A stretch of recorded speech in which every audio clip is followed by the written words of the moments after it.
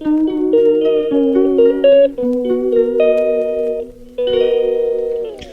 Back to my channel পারমিতার ব্লগে অনেক অনেক স্বাগত। তোমরা কেমন আছো বলো? আশা করি সবাই খুব ভালো আছো, সুস্থ আছো।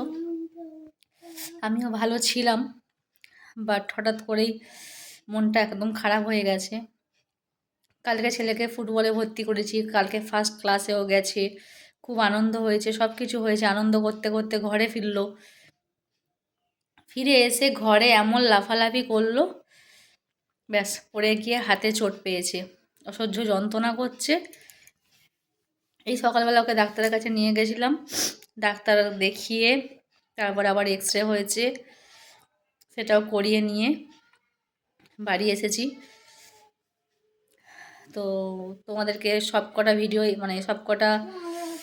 ভিডিও আমি দেখিয়ে দিচ্ছি পরপর করে, কাল থেকে আর আজ পর্যন্ত। তোমরা দেখতে থেকো। এক্স রে রিপোর্টটা বিকালবেলা আসবে, এলে ওই সন্ধ্যাবেলা গিয়ে আবার রিপোর্টটা দেবো। জানি না ডাক্তার কি বলবে। ঠাকুরকে ডাকছি যেন নাই ভাঙুক, সামনে পরীক্ষা। খুব টেনশনের মধ্যে আছি, কিছু ভালো লাগছে না। এই দেখো শুয়ে আছে ছেলেটা, এই হাতটায় চোট পেয়েছে, বাঁ হাতটায়। কপাল ভালো যে বাঁ হাতটায় চোট পেয়েছে, ডান হাতটা হলে পরীক্ষাটা একদম দিতে পারতো না। তো এই হচ্ছে আমাদের সিচুয়েশান। তো তোমার সাথে ভিডিওগুলো শেয়ার করছি। দেখো, তোমাদের বললাম যে কালকে ফুটবলে ভর্তি করেছি, কালকে ফার্স্ট ক্লাস ছিল। দেখো কত মজা করে ও ক্লাসে গেছে, আমারও খুব আনন্দ হয়েছে। এখানে একটা ছেলে আছে, ওকে বুট ফুট পরিয়ে সমস্ত কিছু করে রেডি করিয়ে দিচ্ছি। তো এতদিন খেলবে খেলবে করে ভর্তি হলো খেলার, খুব আনন্দ করছিলাম। দুজনে মিলে গেছি, তাড়াতাড়ি করে গেছি, ওকে রেডি করে দিয়ে প্রেজেন্ট দিয়ে মাঠেও নামিয়ে দিয়েছি।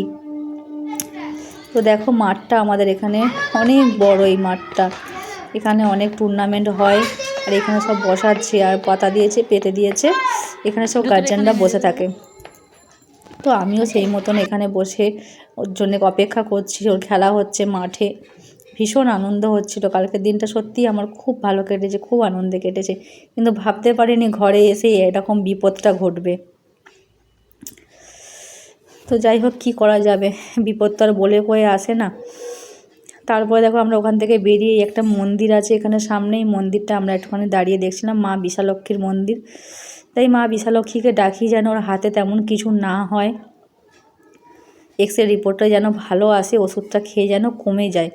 এটাই ঠাকুরের কাছে প্রার্থনা, আর কিচ্ছু না।